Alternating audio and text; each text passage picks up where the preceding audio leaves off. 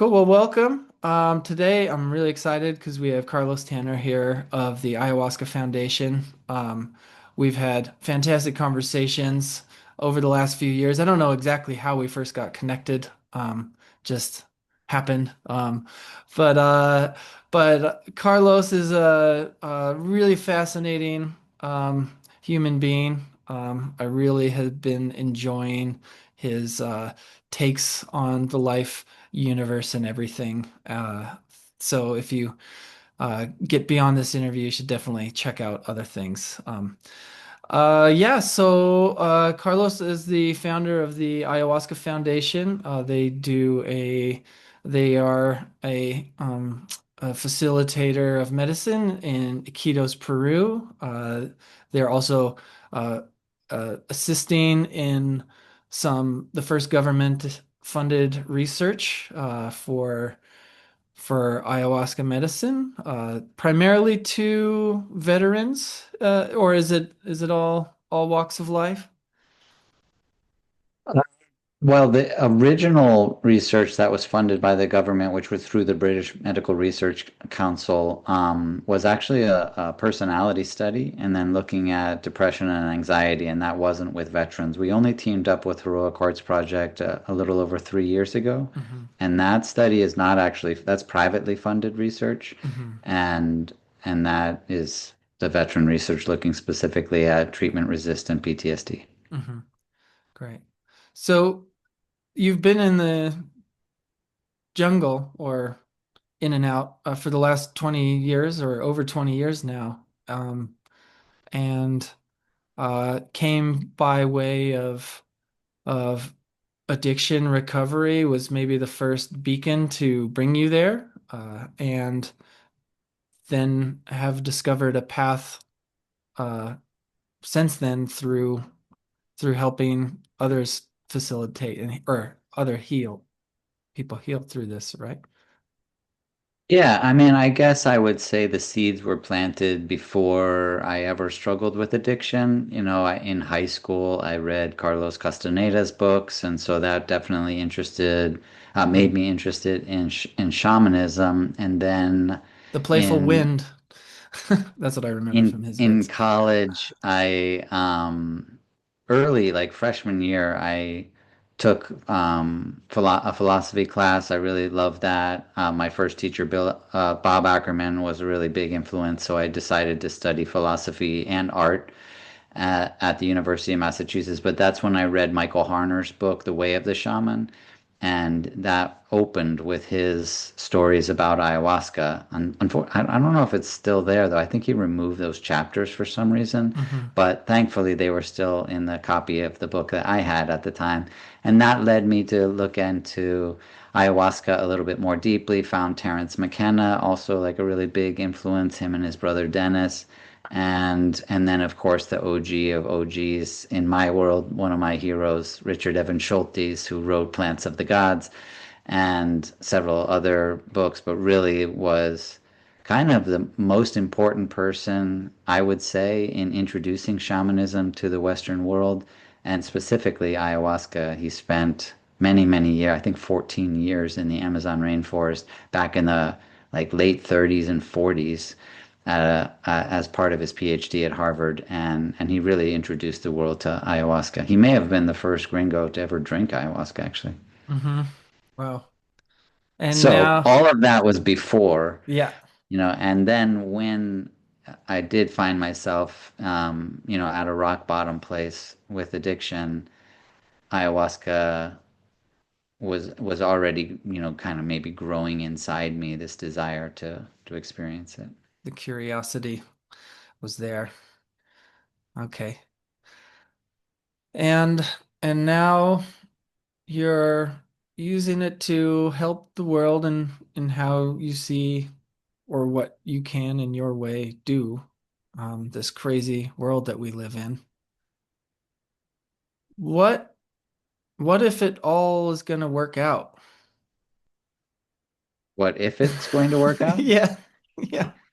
Um, what will the world look like?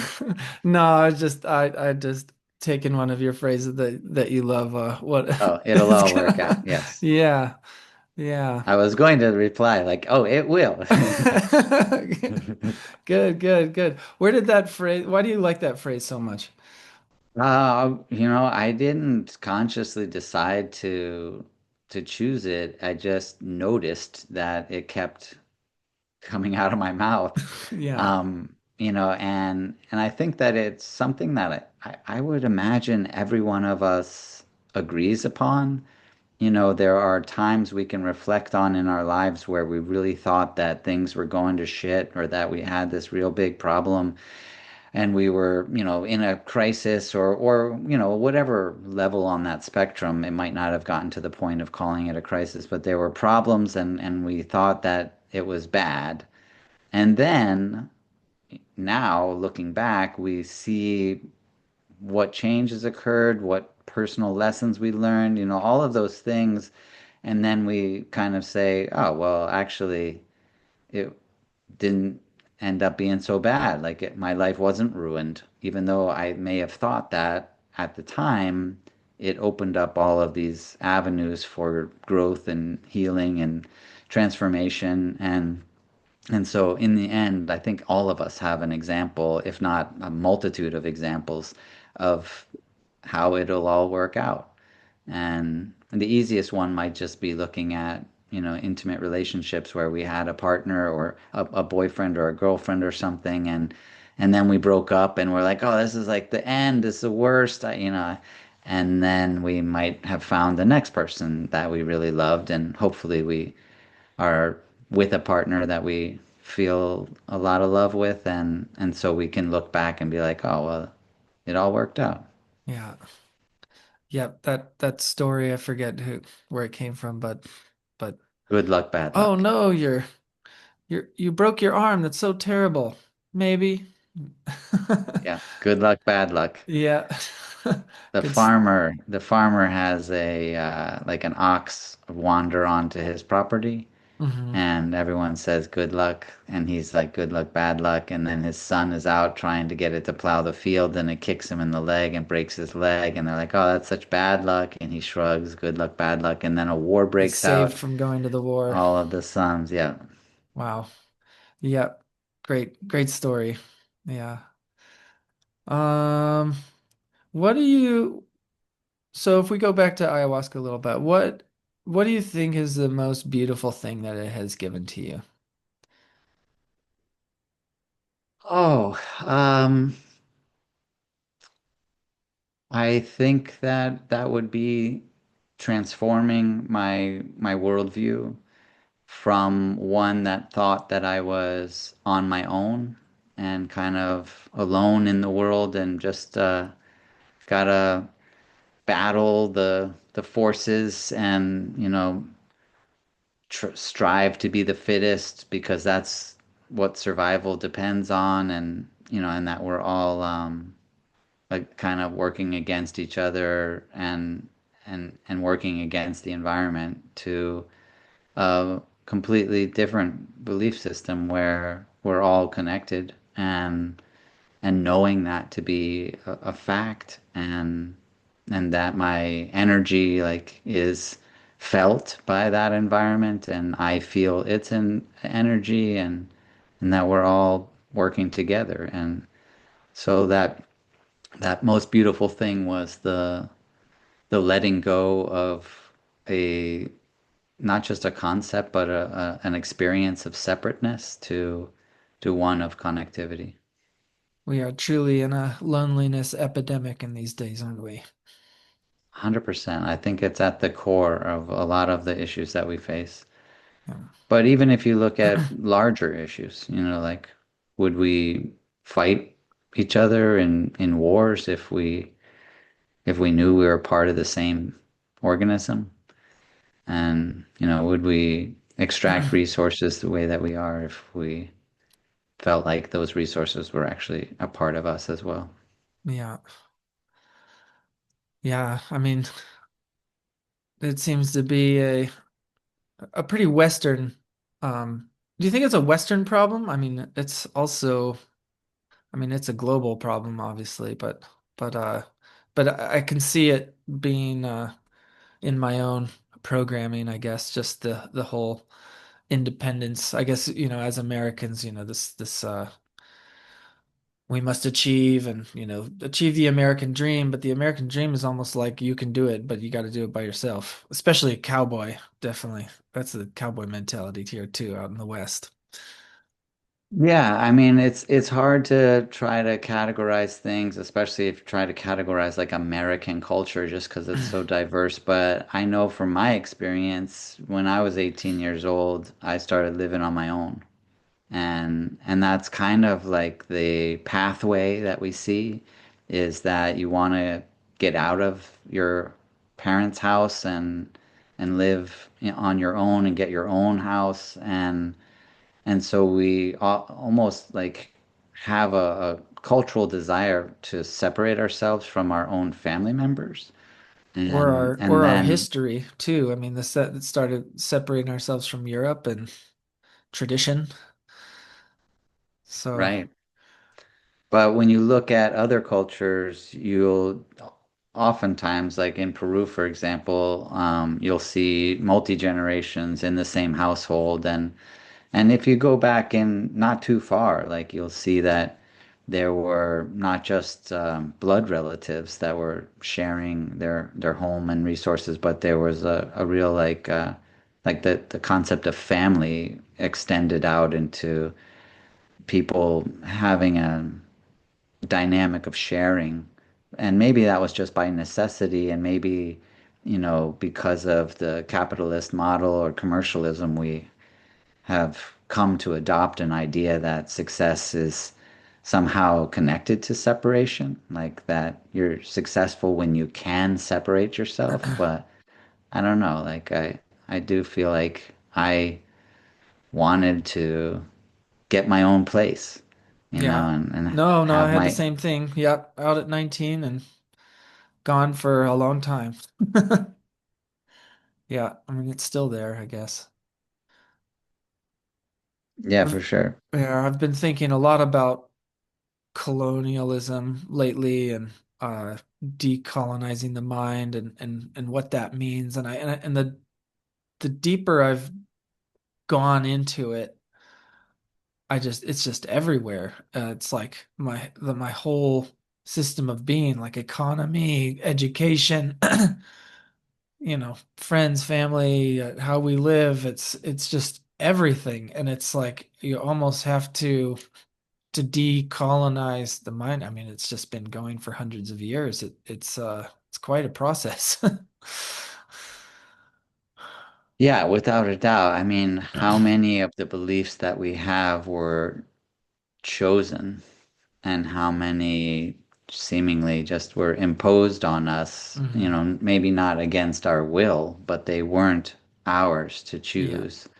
And then oftentimes then play this regressive system where you've adopted, countless beliefs, Yeah. and then at a certain age, hopefully, I would say, you then are like, wait a second, like, why do I still carry these beliefs? What are these beliefs? How did they get here? Hmm. And are they accurate or beneficial to my well-being? And I do think that ayahuasca and other psychedelics contribute strongly to that time of reflection and evaluating the beliefs that we hold. And like you said, there's so many layers and they just go deeper and deeper. And something like ayahuasca, I do think allows us an opportunity to try to penetrate to the core of those foundations, which is why that separateness is to me like it's become a foundation of the Western paradigm. Yeah, the medicine did do that for me too, as a reconnection to the planet and to myself and the truth of myself rather than this I don't know, this construct that I'd put together of what I thought the world wanted me to be, or and just seeing the beauty in other people. Yeah. I've I don't know. I I guess I've been trying to figure out how to do this without medicine in a way, or I mean, I guess I've since taking psychedelics as a kid, I remember thinking that like the most valuable things that I got from it, I felt like I could get without it, you know. But it would just take a lot longer and a lot more time to get to those, like I don't know, a lot of meditation, a lot of whatever. So I guess my question behind this is, and this is that medicine, do you feel like medicine is not good for some people or good for others? I mean, do you ever recommend not doing it to people? Yeah, of course. I mean, well, you just said medicine. That's a pretty big term. True. But if we're talking about ayahuasca as one medicine, Yeah. I mean, I, I think that the word medicine would be far too vague, because there's so many things that you could legitimately call medicine. I think maybe what you meant was more like psychotropic or Yeah. that like Yes. Yes. category of Yeah, I didn't medicines. mean ayahuasca. Yeah. Plant medicine. Yeah. Yeah. And yeah, I definitely feel like there are people that shouldn't be using ayahuasca, but should they be using something? I would say yes, but of course, I Yeah. think that in the true sense of the word, food is medicine, love is medicine, there's so many things that I think accurately fall into that category, Hmm.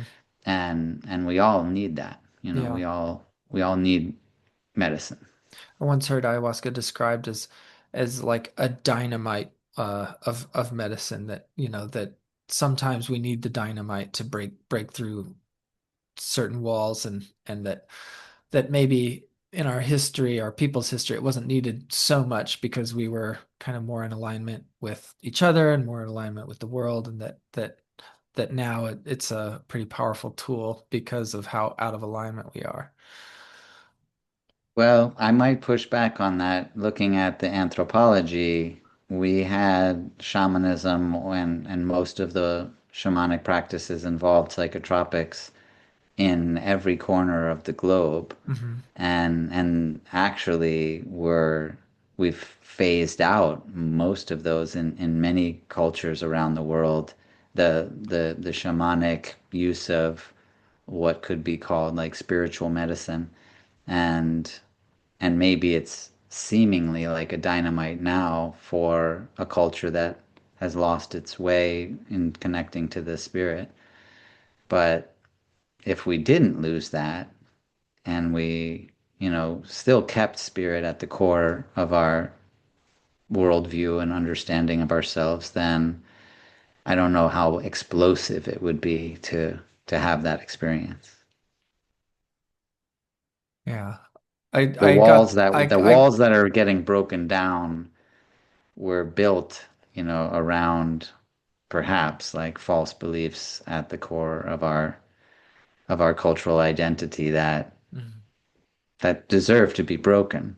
Yeah. But had we not built those walls, which I think may have been the product of the removal of certain core beliefs at the foundation, then it wouldn't need to use so much explosives.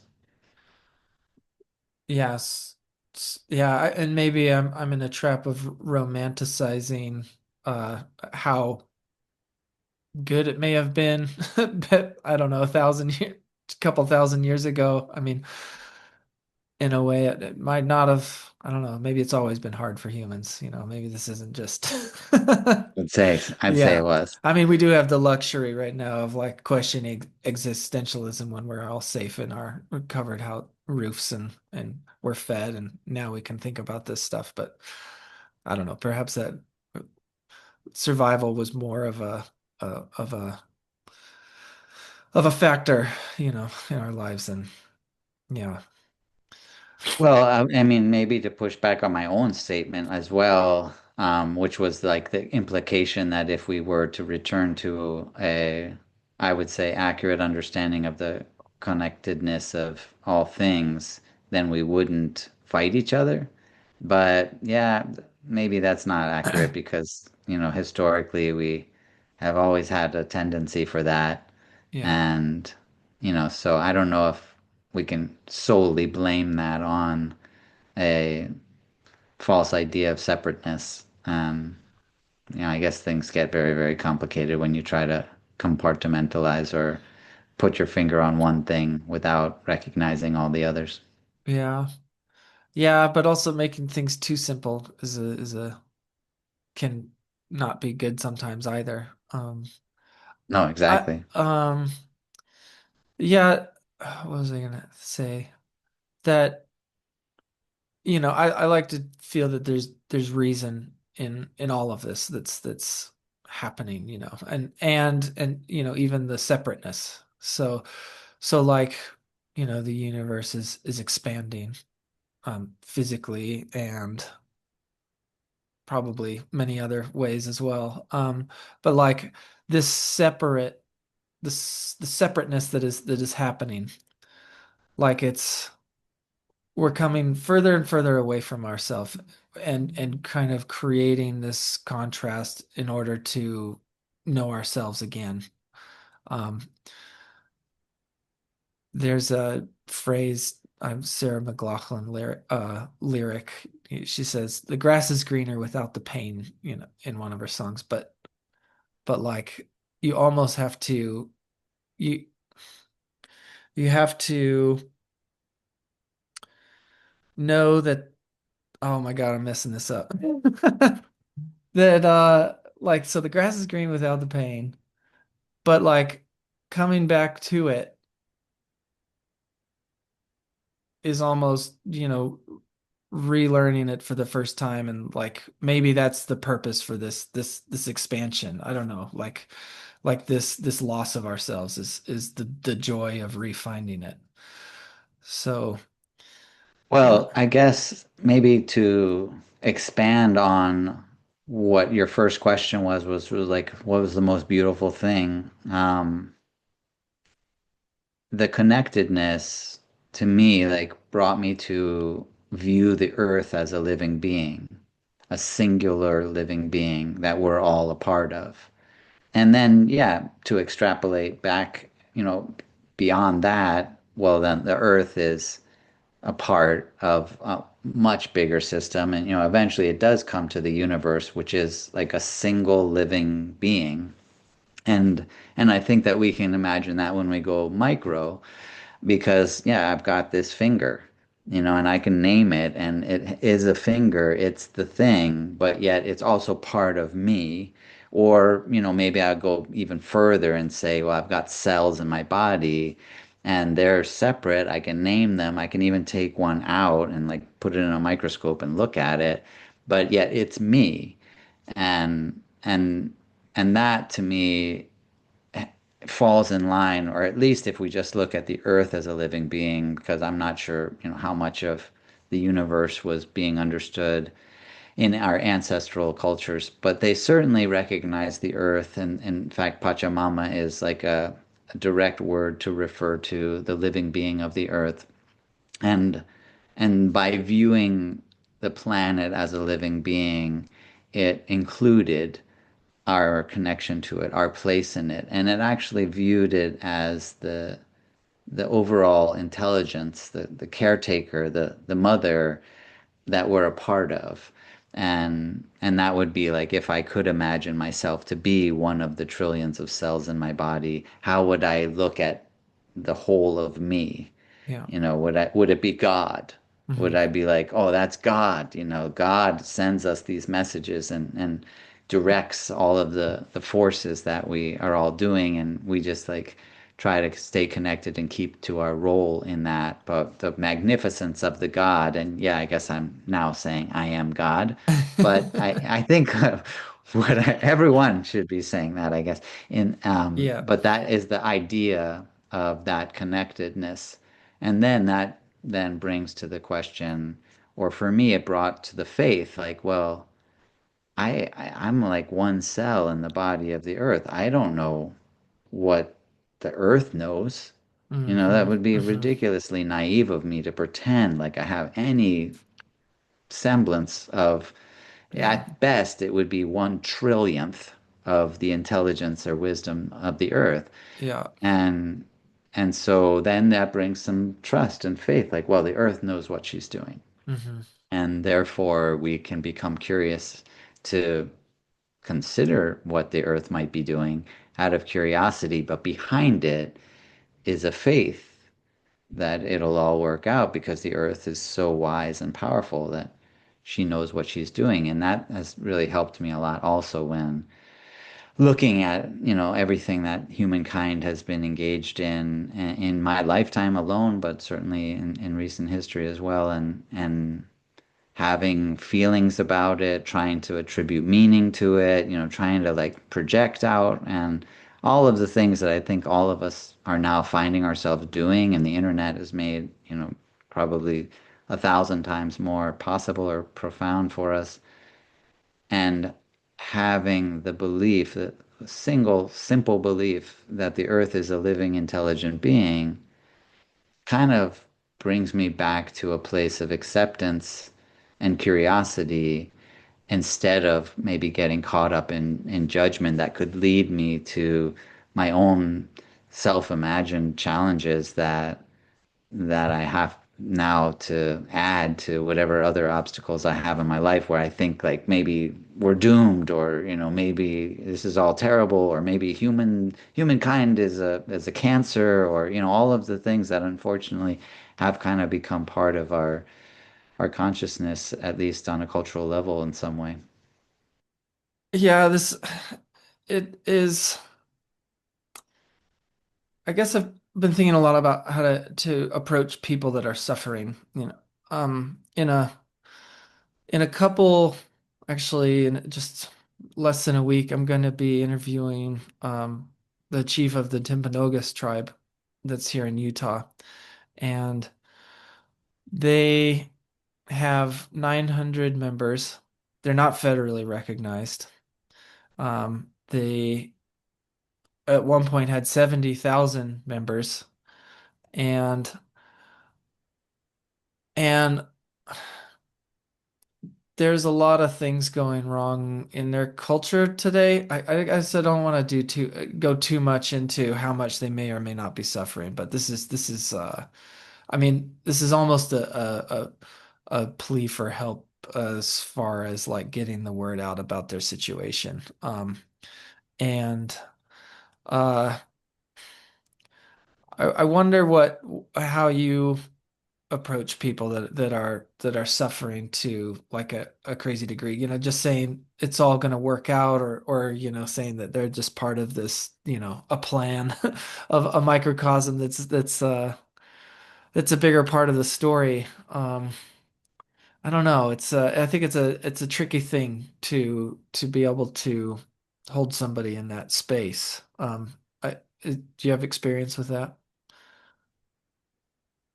Of course, I mean, suffering is not, I would say that all the way up to the top of however you choose to evaluate an individual, you'll be able to find suffering.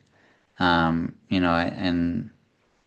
you and I'm sure, like, could admit to having suffering in our lives at some point, and but then we might, have a caveat, but it's not as bad as someone else. And then you go up and see some millionaire, who seemingly has nothing to worry about, and they commit suicide.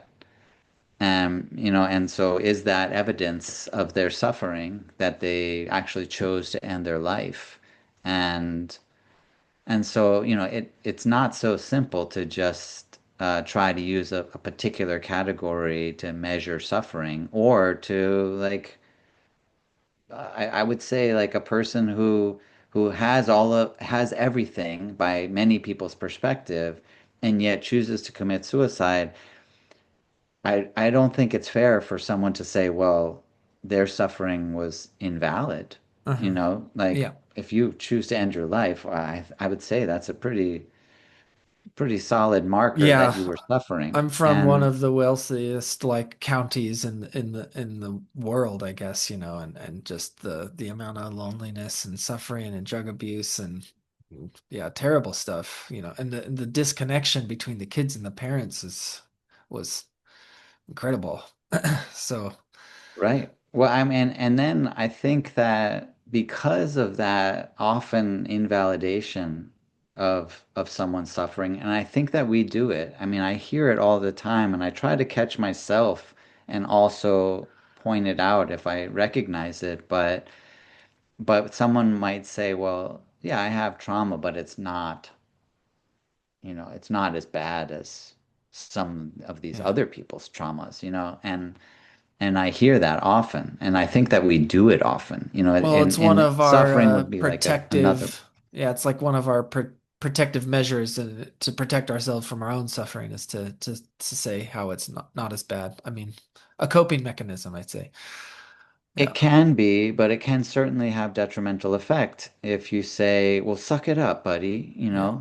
Your life is so much better than all these other people, and here you are whining about, oh, I'm suffering, and like, look at those people, and you could, and I do think people do tend to try to repress their suffering and suppress it and resist it and really treat themselves detrimentally because they've decided to evaluate themselves on a particular metric. And I work with the Mishana community. I've worked with them for the last 18 years. I'm actually an honorary member of the Mishana community, which is an indigenous community where our center is located in the Amazon rainforest.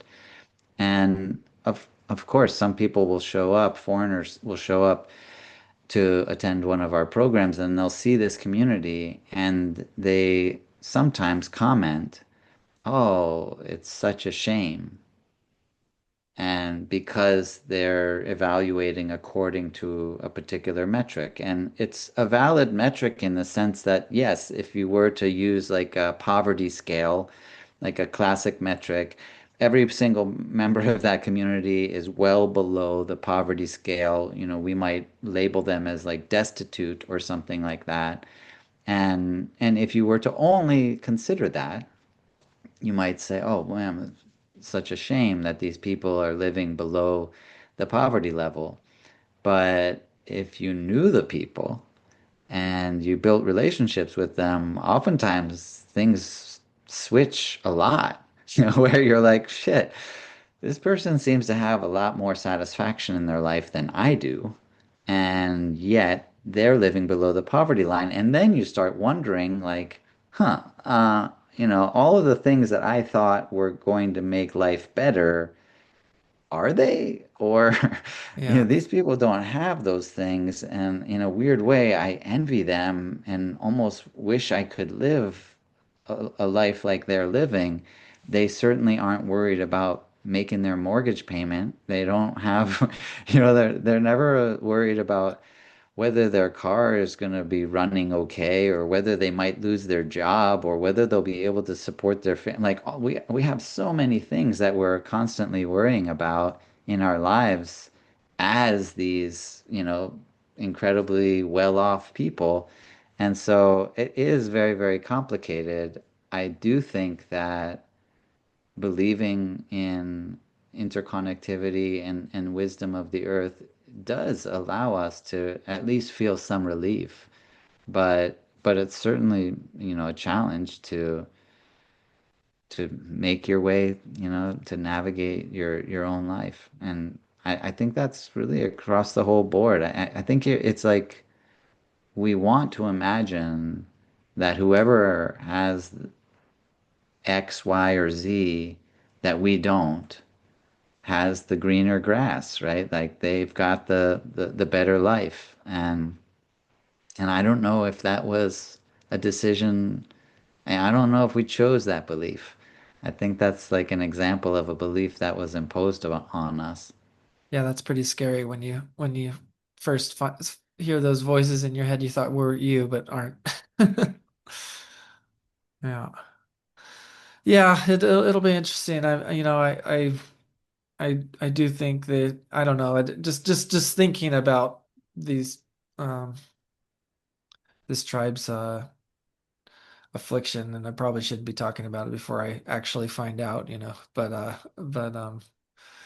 but to just be in a society here, the Native Americans have been kind of like pushed onto reservations and almost forgotten about, I mean, one of their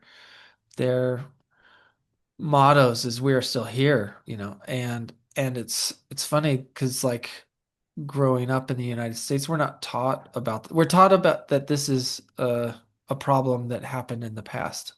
And, cowboys and Indians once happened, and, now we all live here, and, America is great. And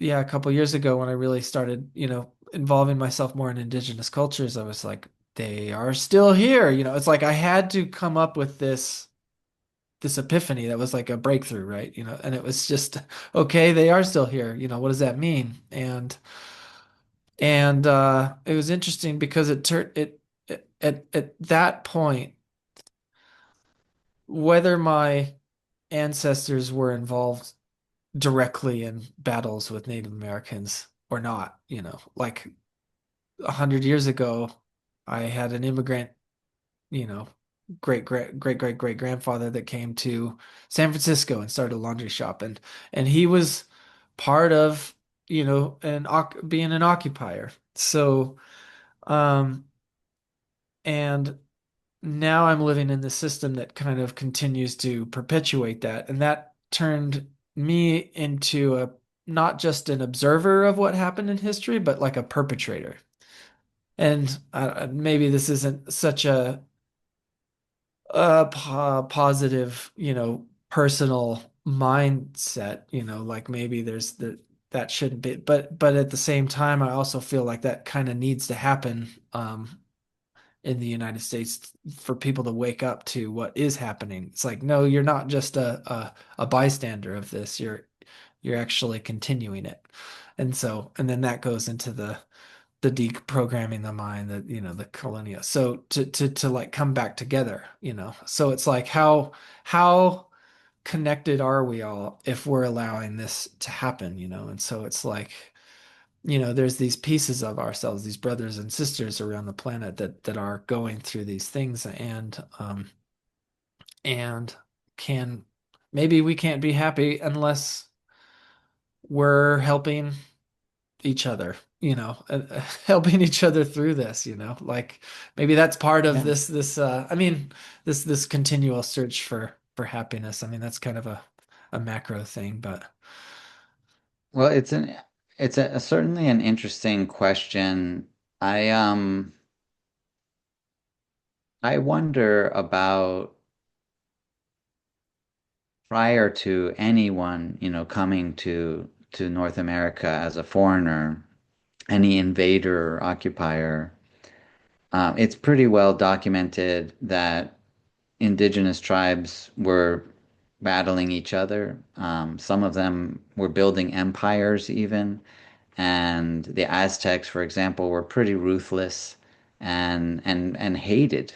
I think that's fair to say. They were like hated by the tribes in their area, like that were being severely oppressed by them. And I guess I wonder like what their perspective would have been at that time. And, the tribe that you mentioned, for example, I can only imagine. I mean, I would hope that perhaps they were like a peaceful, tribe that got along with all of their that's neighbors. their But story.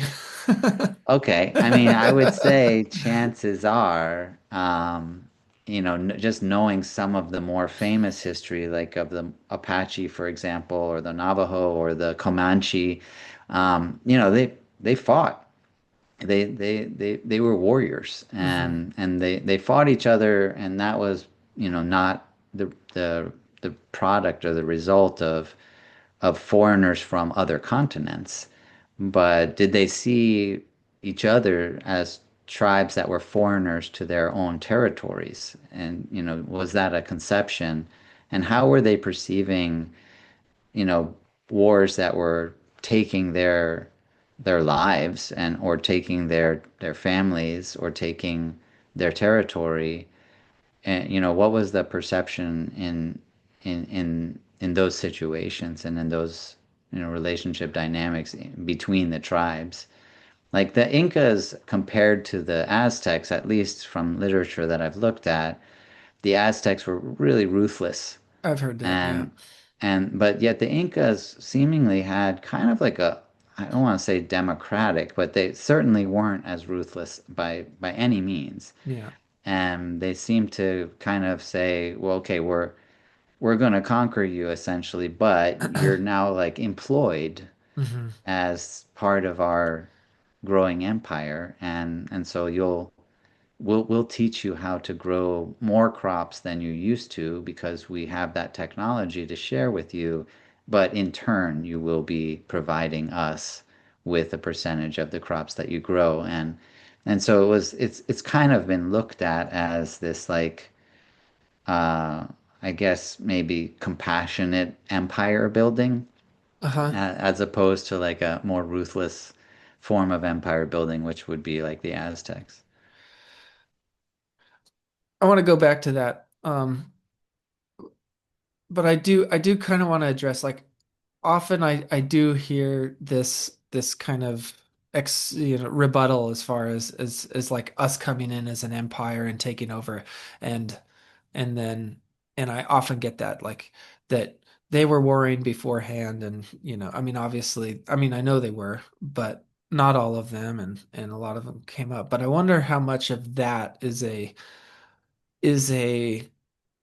like avoidance of shame or guilt on our part as far as just a mental processing around maybe escaping the fact that that this stuff happened because I def like I always get that when I propose this question to people.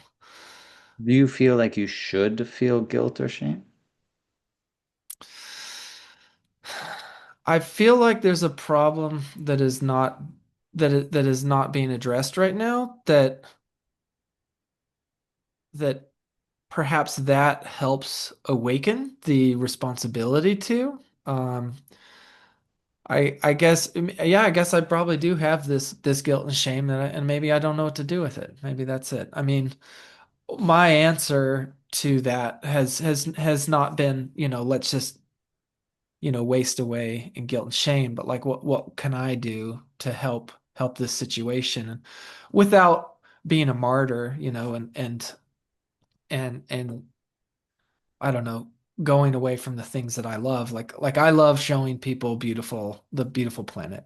I do some tours and stuff. So I would love to and do work with indigenous cultures to help show people the beautiful planet.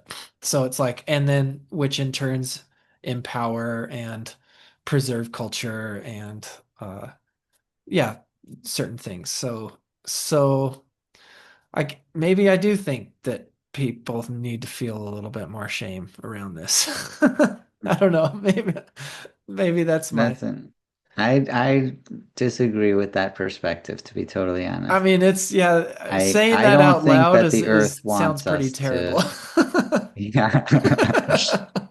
Well, I mean, I guess that the question could also be asked, and I work with indigenous people. I have dear friends of mine that I've known for long, long periods of time. I certainly am not like trying to defend the actions of people that conquered. Yeah. I'm not trying to justify conquering, but I was curious to see what the perspective was towards those who might not have been considered foreigners. And maybe another way to like reframe that would be to wonder like, do you feel guilt or shame if you see a homeless person in your town? And like, do you feel like that brings you a feeling of guilt? Well, I mean that one strikes on a few different levels because my father was homeless for like 20 years. So, I guess do I feel guilt or shame about that. I mean, I definitely, I don't know. It depends. I mean, so it depends on. That's yeah. If I throw them all into a bucket, everybody's a lot of people are homeless for different reasons. Some people are choosing it. Some people aren't. Uh, I don't know. Maybe a little bit. Yeah, yeah, yeah. Another. I don't know. Maybe it's a powerlessness in a way. Like wanting. Well, here, if it's okay to keep exploring this, Yeah, bring it on. because this has become like a really big part, especially in the last few years of what I consider my own like evolution, I guess, or my own learning and growth process, but with specifically, I guess, inspired by my work with ayahuasca and the ayahuasca traditions.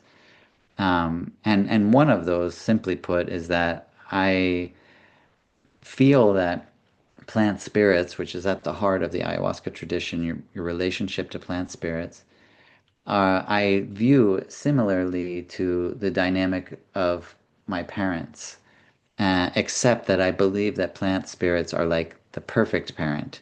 They don't, give birth and they already are dealing with their own traumas and, they're really like have their own struggles when you are brought into their care, which then oftentimes gets perpetuated in intergenerational trauma and things of that nature. These are like the ideal, like, that they don't have any baggage that comes with their parenting relationship. And it's impossible for me to imagine that the plant spirits want me to feel shame or want me to feel fear or want me to feel anger or Yeah. guilt. It also doesn't help the person that you're feeling it towards. Yeah. Well, the question I was going to ask, which is that I notice, and I have kind of come to a theory about healing itself as the letting go of what I would call like these lower frequency states of being. And as you ascend to a higher frequency state of being, which we would associate with feelings of joy and feelings of compassion, feelings of peace and gratitude, that one, I think that the higher frequency kind of scientifically gives you a more accurate perception because the peaks and troughs of the vibration of your energy are like literally kind of touching more of the details of what you're perceiving. Uh, but they certainly shape or influence your perceptions and your interpretations. And so I think that the question I was coming to was, is the guilt and shame the product of the perception, or is it the influence on the perception? So is the guilt or shame that you're feeling present already? And now it's being reflected into the things that you're perceiving. Do you know what I'm trying to get at? Like, is it a deeper issue that came from somewhere else? I Yes. mean, probably. Yeah. So so then the discovery would then be, where did that come from Right. within Well, myself, like, and or what am I yeah, trying to project, or what am I trying to save? yeah. What do I like? Do I think that if I help them, it will Oh. resolve this?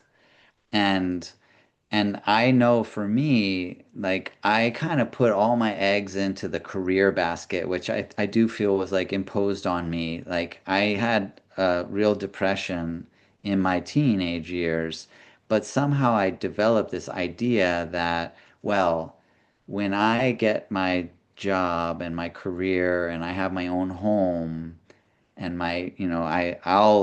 it will resolve this. Hmm. And then when it didn't, I turned to drugs. Yeah. It was kind of like I gave up. I was like, oh man, like that was supposed to fix me and it didn't. And now Yeah. I don't care. So I'm gonna like numb the the pain that I felt because I kind of didn't think that there was anything that could fix it at that point. My hopes had been that having the financial means to have all the things that I felt I wanted to have or deemed to be, you know, an Yeah. expression of success. Yeah. And when that didn't actually alleviate the pain of my suffering, my depression, then I said, well, then what's the point? So Hmm. let me, use opiates and painkillers and numb myself to that pain, Yeah. which then, of course, that didn't work out either. Yeah. But, that's where I was at. And I guess that's what I'm trying to get at is like, do we sometimes feel like if I can fix something out there, it will fix something in here, and maybe that's not actually getting to the root of the Yeah. problem. It might not fix what you're going through. I have certainly fallen into the hero trap before, uh, trying to, I don't, maybe at the time I thought it was escaping my own pain in order to help somebody else. Um, so could be this again. Could be that again. I don't Well, know. what's interesting, and I hope this isn't coming across as me saying don't help people, because that's certainly not what I'm trying to say. But I do feel that in my own processes, when I was able to let go of what I consider or call like lower frequency states of being, then my perception on how to help someone, I felt became more accurate. And then I was always still motivated to help people, but I felt like the energy towards the help was now better guided. Like it's like if generosity comes from a love, a place of love, then it's a whole different kind of generosity than if it comes from shame or guilt. Yeah. And the energy that is like transmitted in that, Yeah. I think is important. No, it's true. And I've made that mistake before, with American Indians before, like where I've had pity, and oh man, people don't want that, especially them. Right. They're so resilient, and there's great lessons in what they're going through that might be different than what we are. Um, and if you're looking at a person that's sick in a hospital bed and you say that person's sick, does that help them thinking that they're sick, or do you see them as a healthy person going through something? So, Yeah. so I could see that as being the difference between the energy that you're putting towards somebody. Um, yeah. Hmm. Well, yeah, that's a really good point. Well, we're just Crazy. talking. Yeah, just talking. I mean, it's interesting this I don't know the macro, the micro, the being really locked into an individual perspective where like it's just me. You're not observing, you're not seeing the troughs and the peaks. You're in the trough or you're in the peak, and you're very locked into your individual experience. I think there's a reason that we're all, dropped into this, like there's a reason that the universe put us all into these little perspectives in order to really fully experience everything, um, in a larger whole. So I think there's value in us going through these things and there's a reason that we don't see the big picture all the time. Um, I mean, it certainly helps, and especially and I think these brief enlightenments that we have, and they obviously make us feel a lot better. But I had like a very obvious to me experience just last month. I was doing what's called a plant dieta, which is at the core of the Shipibo healing tradition, where you enter into this ritualistic practice in order to build a relationship with a particular plant spirit that then could be looked at as like an ally that you work together and continue to develop, and that guides you with wisdom and power, I guess, or energy. What was And the plant that you were? Noya Rao. No, you're raw. Yeah, Okay. Noya Rao is all, oh man, what a crazy topic that is. But it is the heart of the familial lineage that we work with. So it's a tree that has leaves that glow in the dark.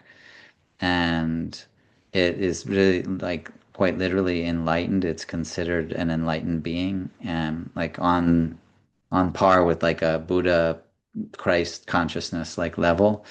And it's an amazing experience to build relationship with a spirit like that. It wasn't my first time doing a dieta, but I had struggled a lot in the past year, and shame and guilt were a big part of that. Fear, like I think that they're just everywhere. Every one of us can probably admit to It's part to of it. those. Yeah. And when I started the dieta, I was convinced. I like wrote in my journal that Noyara was unhappy with me. That that Noyara like didn't, thought that I should have been more than I was. And I really felt that it was like that. Like I thought that was an accurate interpretation. But then as this process with the dieta and working with Neuro helped me to let go and to essentially what they would say cleanse my energy system, then same relationship, same plant, but then I was like, no, she's protecting me. It was literally like I went from you're punishing me to you're protecting me, and then ended with neither one of those. You're just allowing me to ascend to a higher frequency. And along the way, I interpreted according to the energy that I was at in that time. And that So was it like, went from punish to protect, but it wasn't protect, it was something else. yeah, Yeah. this is just my growth. Yeah, it Yeah. was it was just like, Yeah. sharing in the growth. And And so it was, I mean, I would say that I was like in a state of guilt or shame when I felt like I was being punished.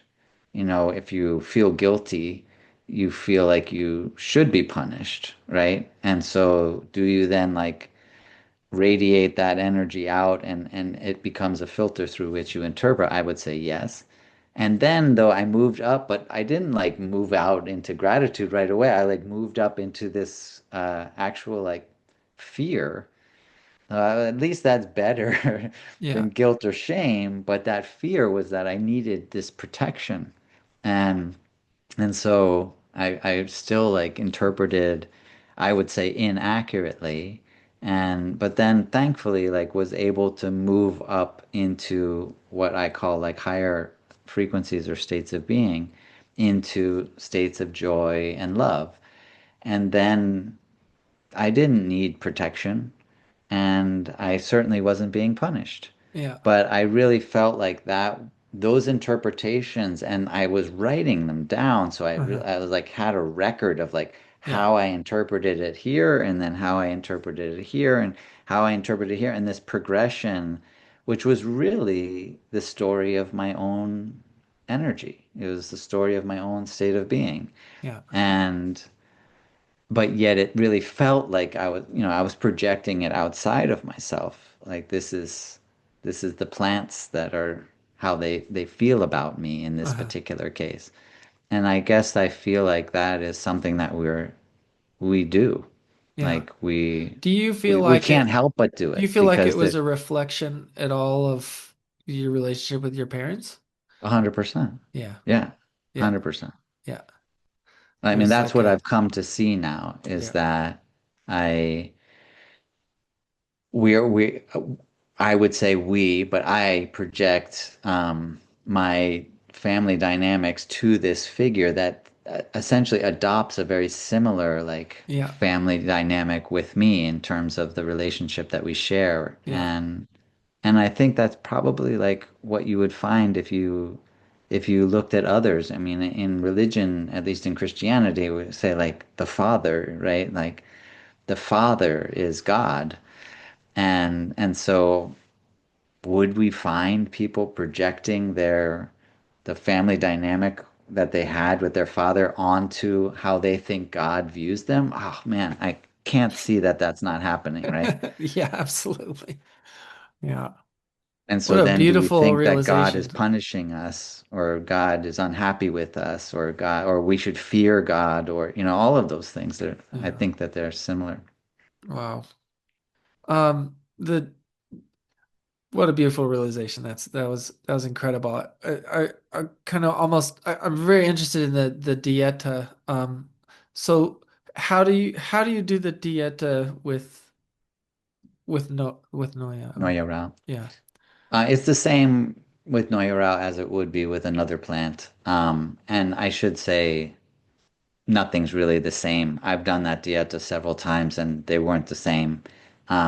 So there's a basic framework, I guess you could say, and Yeah. the framework is built on a physical level with the extreme reduction of stimulation. And so I fasted for 8 days and I didn't speak for 8 days.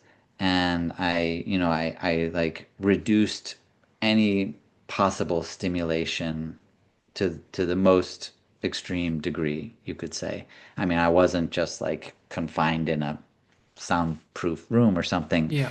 but there was certainly a much lower level of stimulation of what I was eating and then what I was seeing and what I was speaking, what I was hearing, all of that I was reducing tremendously. And by so doing, I was increasing sensitivity.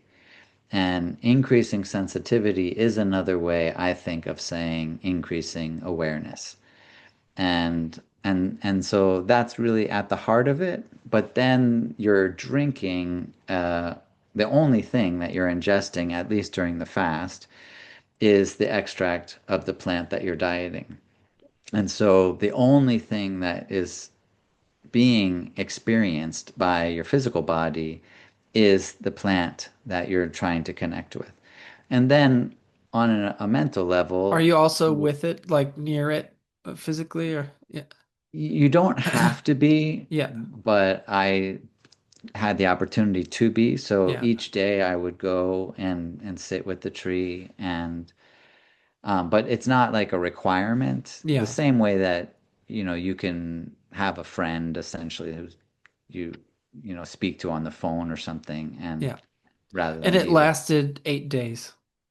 For me, yeah. Yeah. Sometimes a dieta will last weeks, months, even years. But in my life now, as a father and a husband and a business owner, it's very hard for me to take a long period of time off like that. Um, and Yeah. Yeah. oftentimes a person doing like a 2 month dieta, for example, won't fast for 2 months clearly, and they might just fast for 3 or 4 days. Yeah. One of the most important parts is your conscious intention, how you are with your consciousness. I think that sometimes people have the idea that they just need to follow the rules, right? Well, I'm not eating, or I'm eating very bland food, or Yeah. I'm not masturbating, or Hmm. I'm not doing any drugs, I'm not smoking weed or drinking Yeah. coffee, and that's the dieta. But really, that's like saying that your marriage is, don't hit them and, don't cheat on them. And, like there's some rules that we have in a relationship, but they don't define how good your relationship is. They might be markers to know that it's not good, but Right. but you can't, if I say like, "Hey, how's things going with your wife?" You're not like, "Well, haven't hit her, haven't cheated on her," like the those are important to know that it's not going bad, but Yeah. it doesn't give you a good evaluation of how much love is happening in your relationship. And that's really the most important component. And that would be the same with a plant dieta as well. So there's that consciousness element and that emotional element that are really at the core of what makes a dieta. And and then ultimately when you come into a ceremony or honestly at any point in your life, you know that you have that plant with you. It's kind of like I envision that I plant that seed in my heart and it grows in me, in my spirit. And we start to like cohabitate the body together. And my thoughts kind of mix with her thoughts and all of our energies start to like weave together. And so a healer in the Shipibo tradition, a curandero, is someone who has relationships with most likely a handful, if not numerous, plant spirits. And when they sit in ceremony and open the ceremony, they're calling those spirits to come, and then they're all working together. I think of it like a symphony.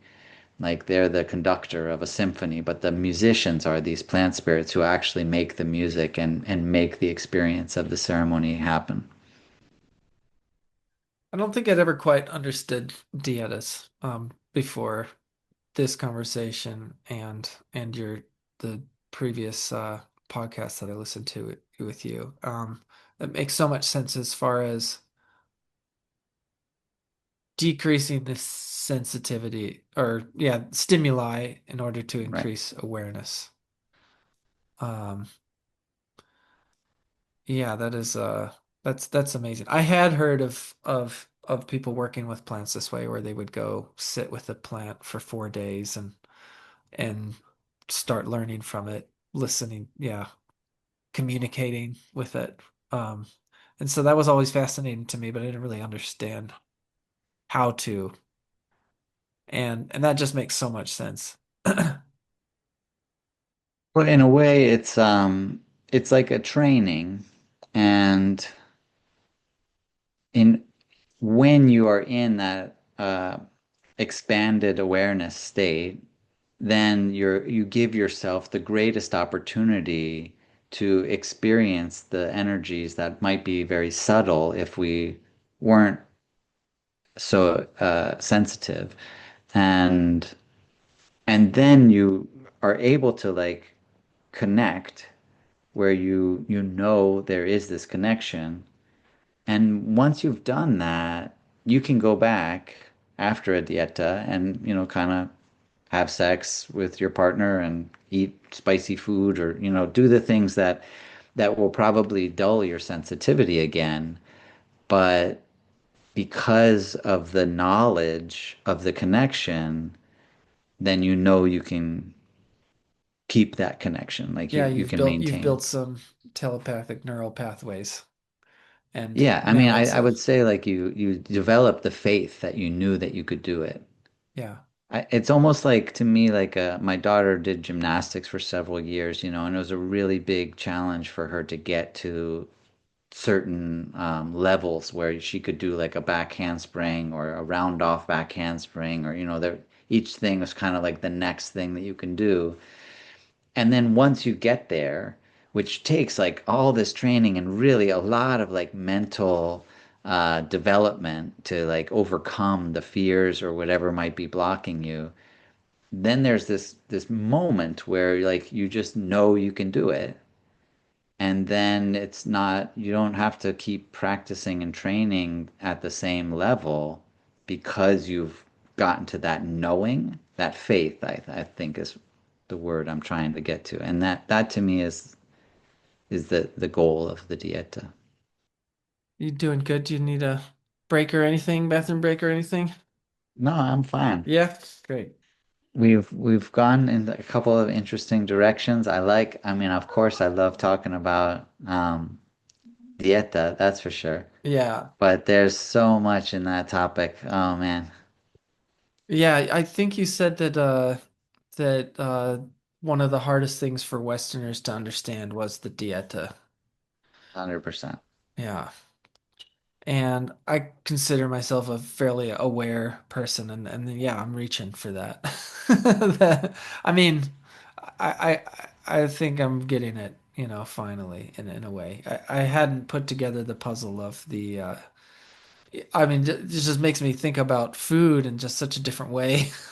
Like, especially how our ancestors used to eat. It wasn't all of this different, spices and, we had a couple maybe, but we didn't always have salt with our food, so it's like how much more sensitive and aware or are we, it's like this is that actually meant to be that way, are we supposed to eat like this more?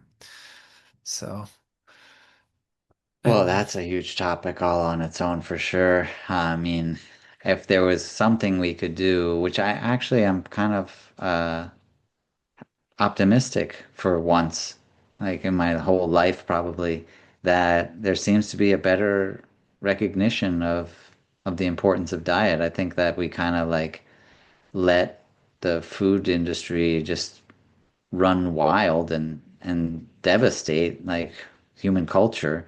And at least it seems like there's an awareness of it and maybe even some efforts to try to make an improvement to the way we understand our food. yeah, yeah, I love the some of the things that are happening to ban some of this stuff and really put yeah, hopefully. Getting back to that dieta though, like to me, the biggest, there's been a lot of development in my understanding over the years, but the biggest one was definitely viewing my relationship with plants as a child-parent relationship, and then allowing that to reflect the dynamics of my actual child-parent relationship. And then, of course, along the way, like my first dieta, I didn't have a child. And having a child and knowing the other side of that relationship, like we all know the child perspective, but only some of us get to that point where we know the parent side of that relationship. And then me knowing like I don't ever want my daughter going back to I don't want my daughter to feel guilt. I don't want my daughter to have fear. Like I don't want my daughter to be in those states of being Hmm. and allowing that to influence, oh well, there's no way plants want us to feel that way.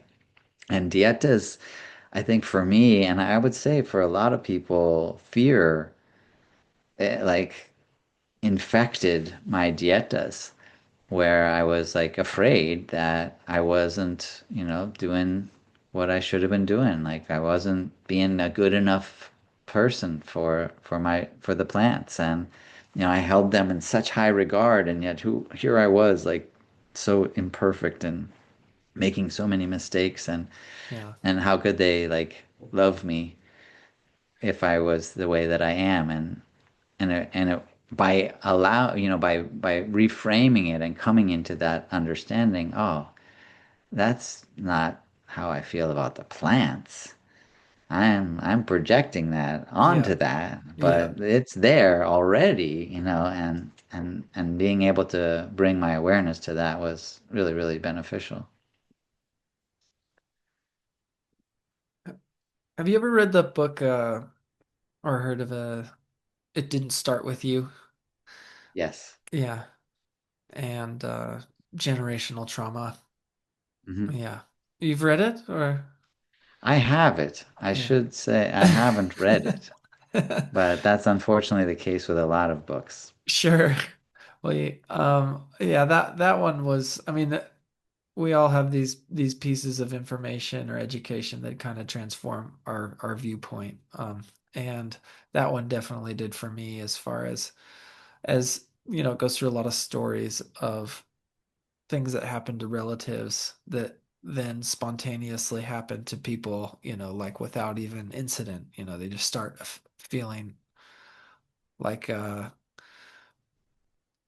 like for instance, there's a story of a family member that went out into the Yukon when they were 19 or 20 or something, and they froze to death. And their great grandson or grandson started like spontaneously having like sleep paralysis, and they couldn't felt like they couldn't breathe, felt like if they were going to go to sleep that they wouldn't wake up.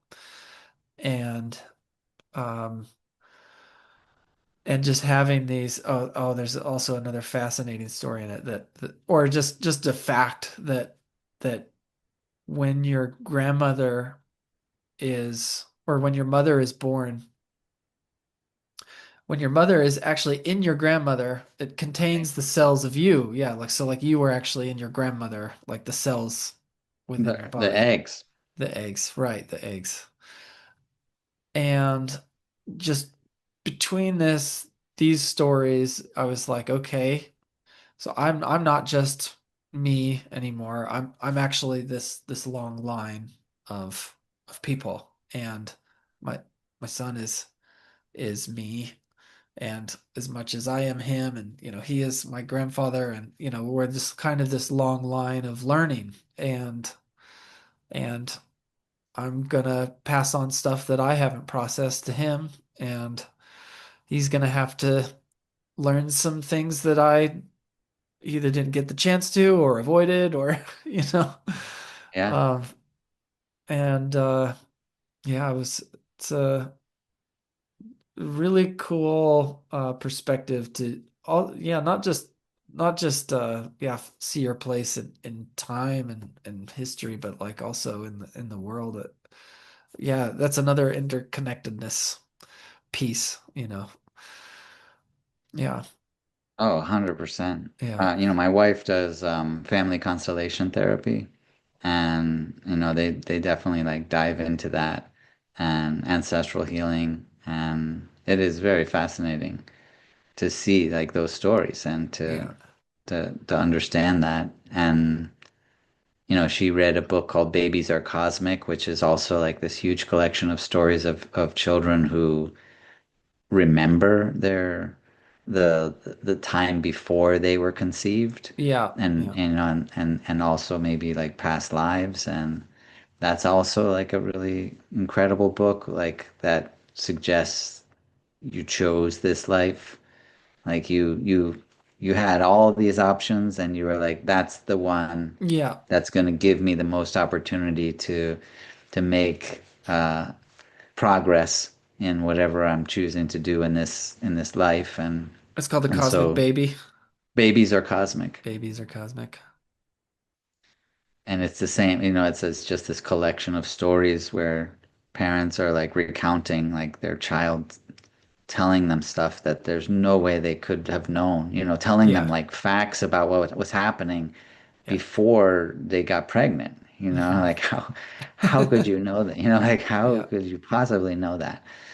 And really suggesting like, no, I was like evaluating, is this the right life to choose to be born into? And that's a pretty interesting collection of stories also. And but all of that, I do feel like if we can like get back into that macro, to me like suggests that there's a something bigger, right? There's this concept of we're part of something much, much bigger, and we can't conceive it. We just don't have the capacity to conceive something so much larger than ourselves. But it is traditions like ayahuasca and other shamanic practices that give us a better opportunity to at least glimpse it. I don't think that anyone would ever profess to understand it all, but you can understand more. And Yeah. understanding more is better than understanding less. Yeah. I think most people would agree. And I know that for me, when I had my first ayahuasca experience back in 2003, a big part of it was just shattering all of my preconceptions. I was 28 years old and I really thought I had a good idea about what reality was, like what I was, like what life was. And then just seeing and experiencing, interacting with spirits and, witnessing or entering into this other dimension, I was like, fuck, I don't have any idea now. Like, and I think that was like a really important part because one of the biggest struggles with imposed beliefs or even ones that we choose, if we solidify them into truths in our being, they're really tricky to melt back and vaporize out into the ether again. And so that's what I think so many people struggle with trauma because it's become like this solid part of them. Yeah. And how do I like shake this? How do I like, free this so that I can remove this false belief from my being? And in my experience and from what I've seen, over the years, having psychedelic experiences or within a shamanic tradition especially does give us that opportunity. And part of that is just by witnessing something that has to shatter whatever you thought before. Like you could think there's no such thing as UFOs, it's impossible. Like aliens can't get here. Like there's no way that could ever be. And then a UFO lands in your backyard. Well, you don't have to, it's over. Like Yeah. no matter how much of a solid argument you had before, it's like a Yeah. snap of a finger, it's shattered immediately. And Uh-huh. and I think that sometimes when you expand your awareness, it is like turning a light on of a dark room where whatever you thought was in that room before, you're not gonna think anymore unless you were right. Unless you were right. And yeah, I think about that with I've heard so many stories of I thought I knew everything when I was 30 or 40 and then I turned this age and everything fell apart as far as that goes and I don't know if I'm looking forward to the next time that that happens, but probably Well, yeah, I guess sometimes it does take a falling apart, but I do feel kind of like getting all the way back to that dynamite uh, name or, description. reference, yeah, Yeah. description that if we can try to keep like maintaining or developing or, continuing, then we might not need to have that fall apart process take place. We can just kind of slowly, slowly break down the wall, instead of That even needing the that's dynamite. that's a nice way to think about it, but these life-changing things often are shattering and difficult to deal with, you know. I mean, like you say this about people that identify with trauma, you know, it's like the trauma benefits them in certain ways, you know. It's like it's built up certain uh methods of interacting with the world that help them in certain aspects and so to let go of that is to let go of safety and your sense of reality is that's a big thing to give up. Well, really, trauma is the benefit. I mean, it's a weird way to describe it, but ultimately trauma is the coping. It's the method by which we were able to get through that Yeah, experience. that's right. Yeah. And I think that oftentimes we kind of mistake it for the experience itself, but that's not trauma. Trauma is like how we responded to it, how we dealt with it. And Yeah. oftentimes that can be like, I had to check out. Like, I Yeah. had to check out, and that was the only way I could get through it, or I had to like interpret it a particular way and hold a particular belief, or it Yeah. would have maybe destroyed me. And that's actually worthy of like appreciation, Yeah. but also the recognition that, hey, I'm okay now. Yeah. I don't need to continue to have that Right. protection. Yeah. As And much as and it that can be a benefited real me struggle. before, it's limiting me Yeah. now. And Yeah, exactly. Yeah. yeah. Man, this has been such a beautiful conversation. I think we could go forever. Uh, It's true. yeah, I would. I think we should wrap it up. I want to look forward to doing it again next time, All and right. continuing. Yeah, yeah, Yeah, there's so many more things that we could talk about for sure, but I yeah, appreciated the time that we did. yeah, yeah. Well, thank you so much for joining and having a conversation. That was a lot of fun. So, Awesome. Yeah, okay, let's do it again. all right, okay. Well, have a great day and You too. ciao. Take care. Okay.